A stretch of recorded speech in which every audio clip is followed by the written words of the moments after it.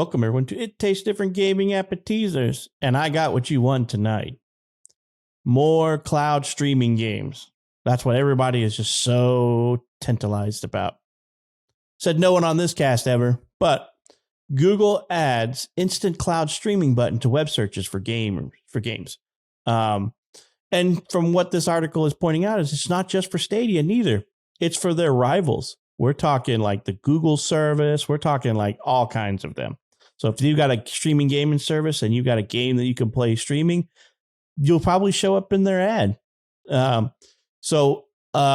have basically rolled this out in a test to limited users and for limited games. One of the games in the question that they were doing was Destiny 2.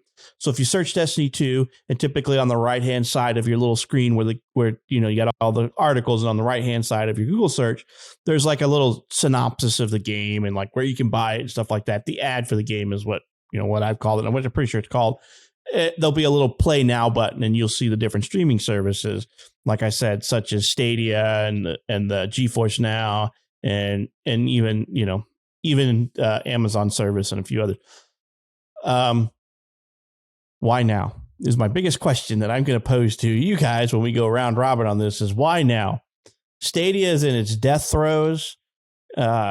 Nobody plays. Half time I can't remember what the hell Amazon streaming service is called. I always forget because it's so freaking off the nose and so whatever, Luna. Yeah, Luna Alexa. That whatever. It's so off the wall, but and then Google G4 and then GeForce Now. But they're starting to roll and test this at for a few users and a few select games. So if you have the service enabled on your browser and your account, you just got to Google Destiny 2. And if you see the little play now button on the right hand side, it will show up for you for other games. I don't get this move. Are they still trying to? Is Stadia still on life support? Is this they're just pulling out the paddles and this is the paddles for it? They're like clear. Stadia, and it's not just for their service, right? If it was just for their service, it may make a little bit more sense for that. But I mean, maybe it's just more of Google trying to optimize their search to give you more of what you want, right? Whether it's with them or with a competitor, or anything like that. But like I said, it'll be a Play Now tab on the right-hand side if you've gotten that. And like I said, it's services such as Google Stadia, Xbox Cloud Gaming, Amazon's Luna, NVIDIA GeForce Now, and stuff like that. So if you are lucky to be in this test, that's all you gotta do is go search for Destiny 2. And if you see it, you'll be able to look at that. I think Fortnite and PUBG Battlegrounds was also in the list. So if you Google one of those three games, you may be able to see the Play Now button on the right-hand side. So Nick, can you tell me why now? Why now? Why now 3 years later, almost 3 years later, they're doing this? Perfect timing. I think the main thing is in this, because they have all the competitors in there, I think this is more of just Google's search engine trying to be more giving the person searching, because if it was just for Stadia, it would just be Stadia and that's it, right? I do think Stadia and Luna and GeForce Now, I'm not sure about GeForce Now as much as definitely Luna and Stadia are on life support. I mean, Luna, you're exactly right. Everyone forgets that it even exists. I forget that it even exists. Like I'll read something that talk about Luna and I'm like, oh yeah, that is a thing. And what's funny about that, saying like, oh yeah, that is a thing, is I will say that and then 2 minutes later I'll forget. And then the next time, like a day or two goes by and I see an article about Luna, I'm like, oh yeah, that is a thing. That's how memorable Luna is. Stadia, again, is another thing where I forget that it exists. I know a little bit more than Luna. So when I see Stadia, I don't go, oh yeah, that's a thing. I'm like, oh, that's still around is what I think about. Stadia just hasn't done. I've tried Stadia out, just the free. I think there's a trial that you could do. And I tried the trial out or whatever. And I mean, it's fine if you like cloud gaming, but, I think you have to buy. I think most of the games you have to buy. So you have to pay for, if I remember correctly, you have to pay for the Stadia subscription. And then on top of that, you have to buy the games to play onto Stadia. And they're not discounted or anything. They're the full priced games. So it's like, why? What would be the point of that? Like, I just don't see the.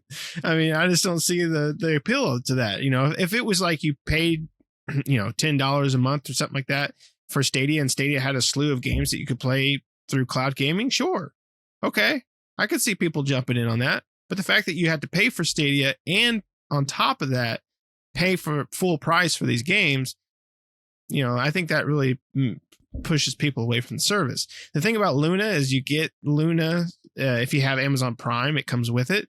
So, you know, I mean, if you have Amazon Prime for the Prime, you know, 2-day service or whatever they do now with Prime, and Prime Video and stuff like that, you get Luna with it. So you, of course, you know, I mean, that's I think that's a little bit easier pill to swallow. I just think that Amazon doesn't really talk about Luna very often, if at all. I hardly ever see anything about it unless it's an article about how badly Luna's doing or just something like that, right? And then GeForce Now, again, it's another one of those things that I forget that it exists, but apparently, you know, from what I've understood, is GeForce Now is a little bit more open and a little bit more accepting of the 3 services. I don't think it requires a subscription or anything like that. You can just basically play those games through GeForce Now.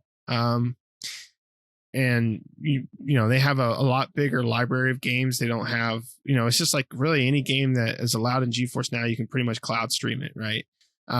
Plus everybody knows NVIDIA, right? So NVIDIA's got a little bit, I mean, Google does too, but you don't think of, I don't know, you just don't think of Stadia. I think, you know, NVIDIA does try to throw GeForce Now in your face.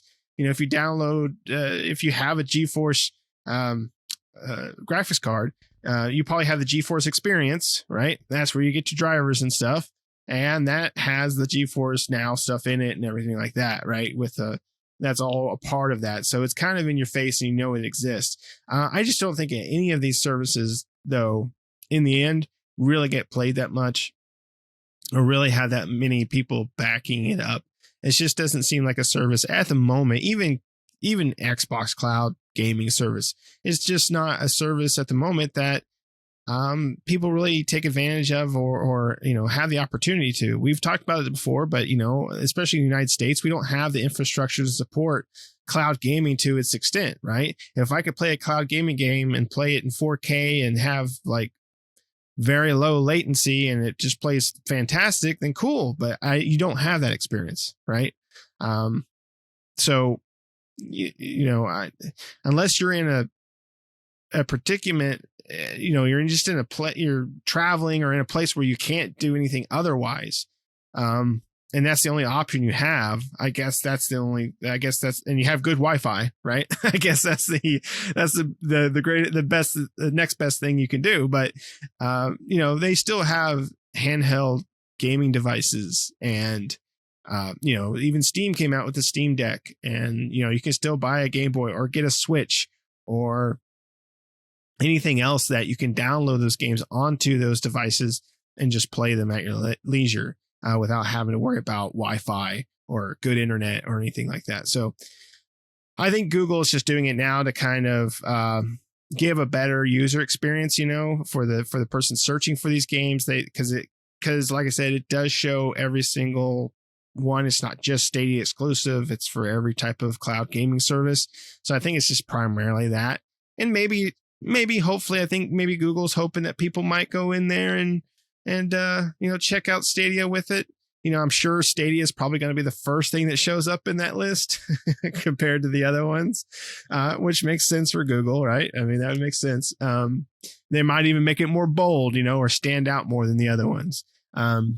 But I think ultimately they're just trying to give more convenience to the user, because all of them are showing up there. But what do you think, Shane?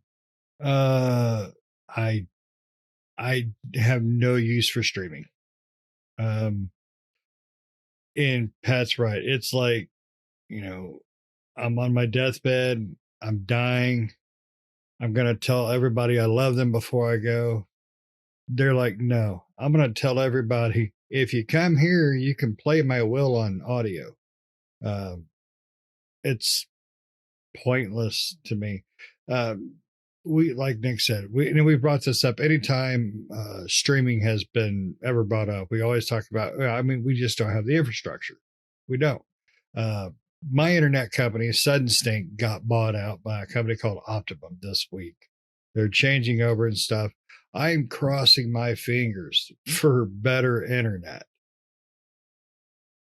I don't think it's going to happen, though. I think they're going to stick with the same everything that they've got. I'm supposed to get a new modem, but let's see how it works.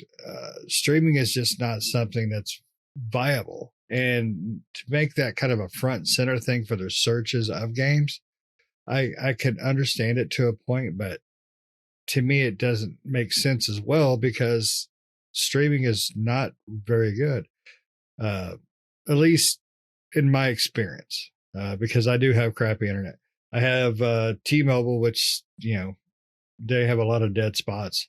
So even playing a mobile game sometimes is iffy.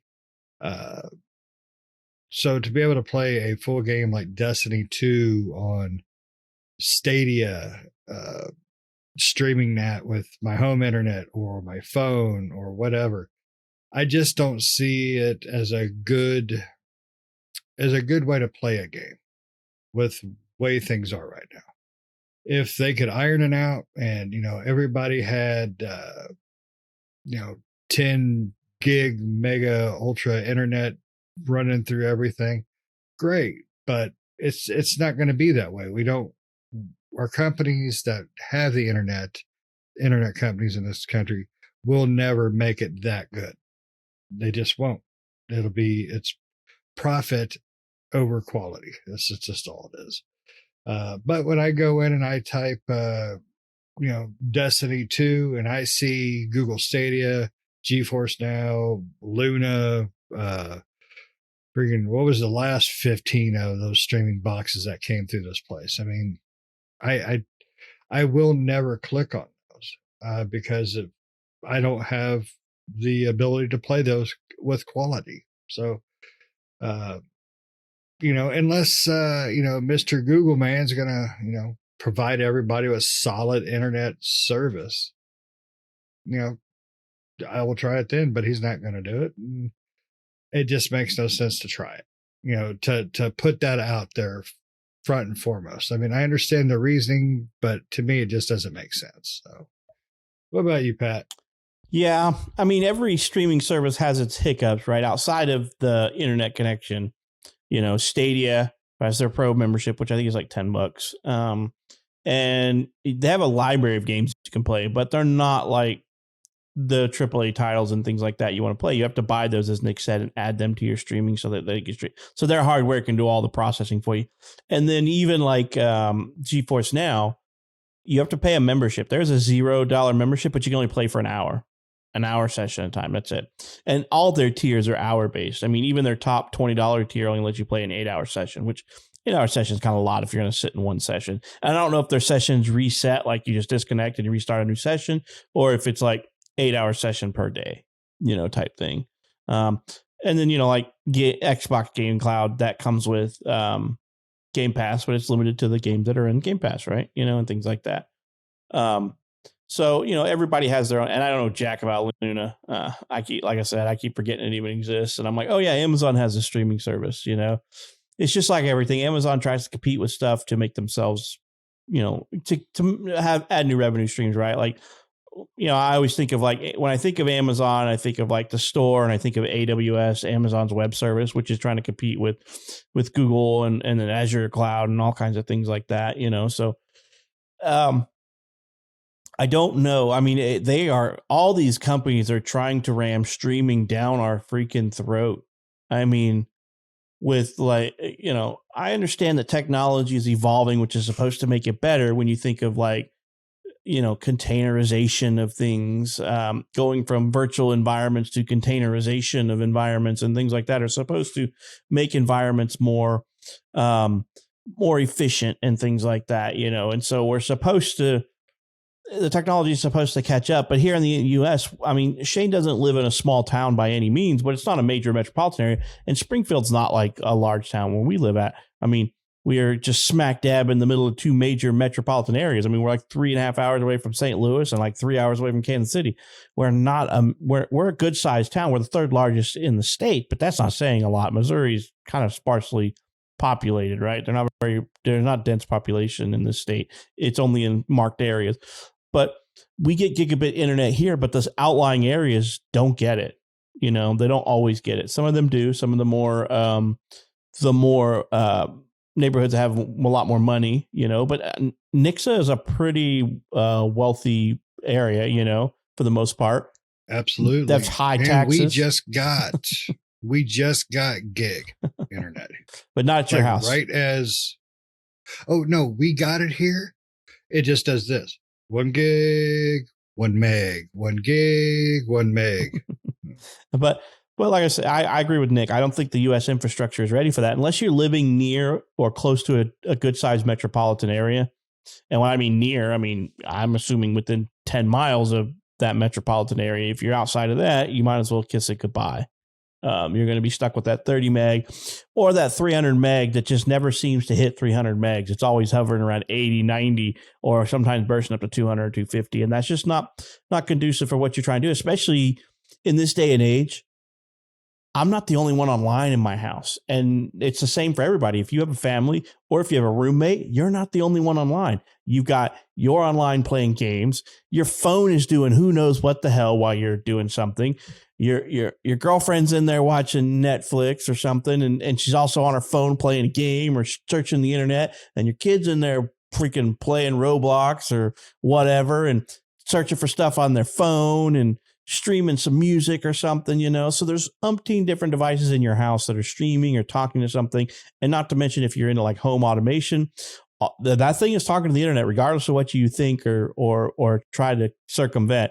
Those devices talk to the internet, and it's not a lot of throughput, but the more devices and the more information, the more congested your networks are. We just don't have the infrastructure for this. I mean, internally inside your dwelling, you can do that. I mean, we can get 5 gigabit, 10 gigabit infrastructure inside of your home if you can afford to do that. But up to the door of your house, you're just not going to get the speed you need to make streaming viable, in my opinion. We are a long way off. And the thing that hurts us is that companies are kind of greedy. If there's no competition around them, which is the way it's been in this city of Springfield for the longest time, there's no reason for them to upgrade their infrastructure to make things better on their consumer. If they are the big dogs around, they don't have a reason to make life better for you or make your internet better for you. Their only livelihood then is be like, how much can we up their rates this year before they'll say, I don't want to have any internet at all, right? You know, that's basically where they have to do that fine line. Anybody ever watch the South Park episode where the cable company guy is in there, you know, and he's just rubbing those nipples, be like, oh yeah, you're unhappy? Tell me about it, you know? That's how this stuff is. And as soon as we need to treat internet like a utility and make it a mandatory, like it's a thing required to live, not required to live, but we treat it like utilities, right? Like it's governed like electricity and gas and water and all that stuff, to where you can't just price gouge people because you're the only game in town. So we need to do that before we even think about doing game streaming into a viable platform, in my opinion. But it's Stadia I thought they were dying. I thought they were swirling the toilet bowl, waiting to hit the little crest to go down. But I guess not. Google's trying to keep them alive, and they got them on life support. I mean, everybody's losing their ass on streaming gaming, but they're still pushing that crap. They don't want to think that we just spent millions, if not billions, on a technology that's just either too early for its time or just something gamers don't want, because I don't want it. I don't want to stream a damn thing. I want to put it on my console, play it on the hardware that I paid for, and have a direct, low to no, very super low latency connection between that and my output device. So I want super low latency between my input and output devices of my console. I don't want extra added latency for my communications timeline between going from my device to their servers and back, based on the connection between whatever route my device decided to take to get there that it thought was the fastest and coming back. And something on that side of the network deciding to take a dump and me having to get rerouted and losing packets and everything like that. I mean, it's just a screwy, nightmare system that we have here, and it's not conducive, in my opinion. Well, I think it all comes down to control. If you stream everything, then you have no control. They have the control. So you also don't own anything, right? Unless you buy the game and put it in their cloud. Yep, exactly. And even then, you don't truly own it, because when they go out of business, as inevitable as it is, everybody does, they will take it with them. You won't own it. They're not going to send you a disk. They're not going to send you a hard drive or a thumb drive or anything. You think you own it, but you don't. It's, to me, I believe this is just all about control. And, we're losing the control.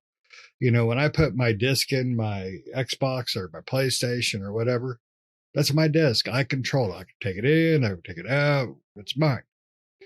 But when they require you to be online or stream or whatever, then you're renting it.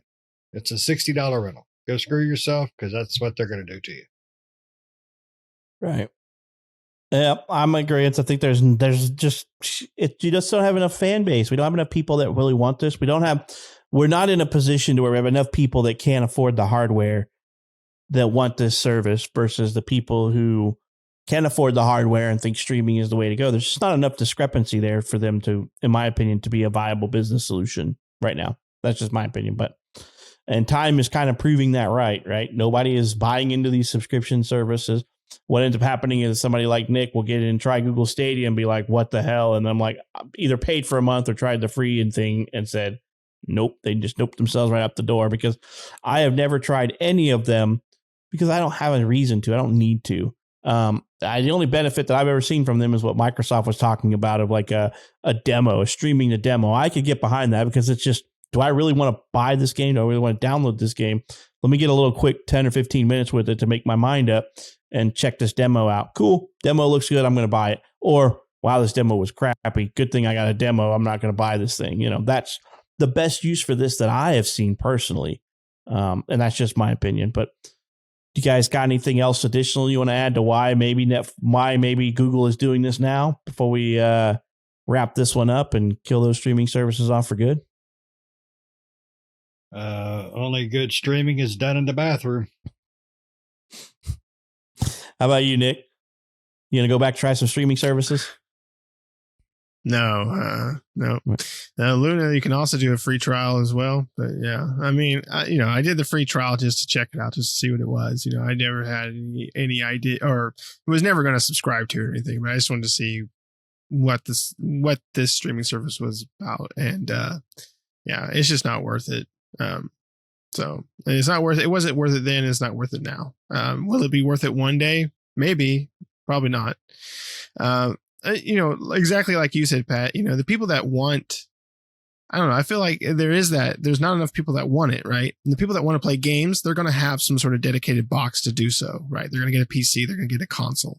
The people that don't, for these streaming services, is going to be very minimal. Who aren't gamers, but are like, oh, cool, there's this thing, right? Otherwise, the people that do want to play these games are going to go buy something that allows them to do that. So awesome. Well, we'd like to hear from you. I would like to actually talk to somebody to interact with us that actually pays for a streaming game service. Why do you pay for a streaming game service? There's no judgment or anything. Why do you do this? Can you not afford a console or PC? Is this just a more affordable option for you? What is the reason behind streaming for you?